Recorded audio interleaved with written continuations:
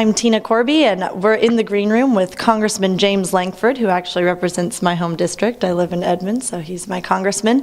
And he's about to speak at our National Policy Summit on Energy and Federalism. My question first is just, why is this topic important, not just to policymakers, but to individual Americans? Well, if you like to drive your car, if you like to buy products, if you like to flip the light on in your house, if you like to go anywhere in any method of transportation, energy is a pretty big deal to you.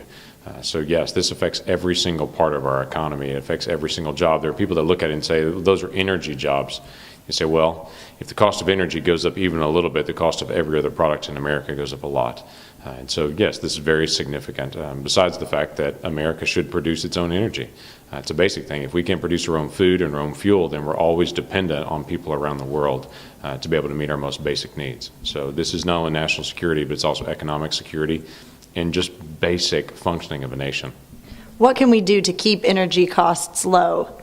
Well, it helps if we provide our own energy. Since we've talked about for 40 years having an energy policy and having some way that we produce our own energy, we've never been able to achieve that, and the chief villain in that process has been the federal government. Private industry and states and counties and cities have developed methods to be able to interact with how do we explore for energy, how do we refine energy, how do we deliver energy, whether that be pipelines, new construction, whatever it has been. In the local entities and the state entities, they've found ways to be able to achieve an environmental balance and an economic balance. The exception to that has been the federal. The federal government has this high priority for environmental and a very low priority for economic development, and they have no issue if we're dependent on other nations around the world, because quite frankly this administration has a preference to say, well, let's have our economic relationships with people around the world and then drive our economy based on having a global economy. I don't have an issue with having a global economy and with free trade. I do have an issue saying we have our own resources and we can't pull it out of the ground here. Speaking of states, as you did just a minute ago, that we've been effective at affecting change, how has Oklahoma been a leader on energy policy? We are one of the best states in America to actually extract energy and to be as an energy state based on our state policies and our state rules. And I still tell people on the federal level, I'd invite you to come to Oklahoma, breathe our air, drink our water, see our beautiful land, and see what a beautiful state this is. There is this impression that if you do energy exploration, that it's just a hostile, toxic environment. That's not true. This can be done in a way that's also beneficial to people, not only economic, but people that live right around it as well. And so Oklahoma really has led the way, and it's been our state regulations that have done that. It's been through the Corporation Commission, been through the legislative branch, it's been through the governor's office. We've been able to handle these issues because we can handle them locally.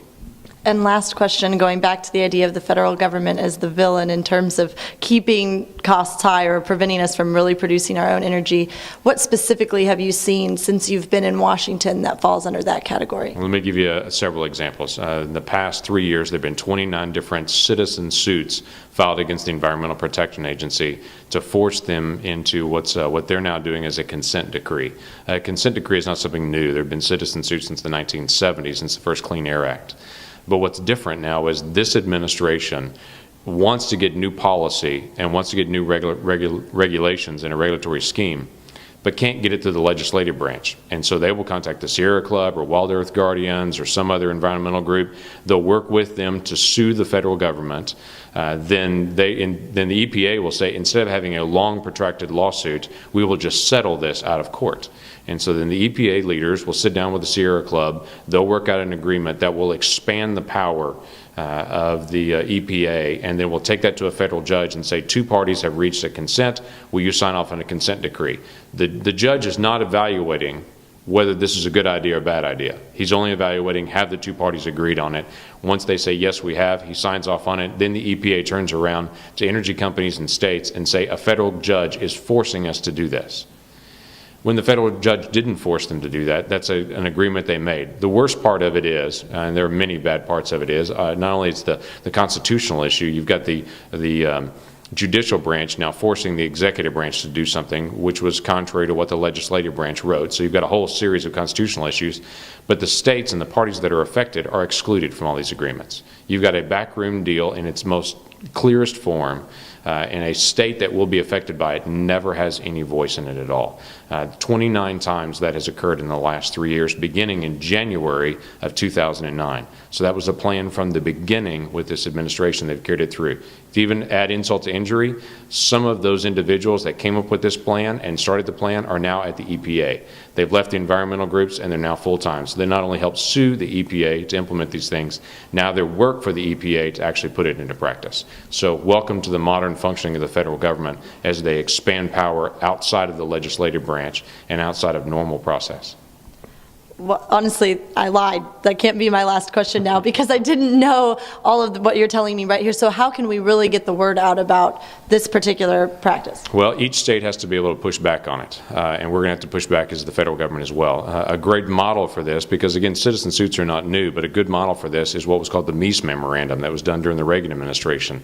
Ed Meese put into place a three-part practice to say if we do a consent decree, then this is the series of parameters that must be enforced to do that. Very common sense, but it prevents the federal agencies from expanding their power. It can't spend new money in some way the legislative branch is not imposed. It can't pass it on to the next administration. It can't force through the judiciary something that was not intended by the original law. Very simple, straightforward process on that. The Clinton administration abolished that. It's never been picked up again. We need to pick that up again, and actually, instead of having that as an executive order or an agreement of the Attorney General, the legislative branch needs to enforce that. And so that's a piece that we're trying to work through right now for a new administration. There's no chance this administration would ever sign that because they don't want anything that limits their power and from the ability to expand their power. But we have to get a new administration, and we have to get some way to limit the power of this sue and settle agreements.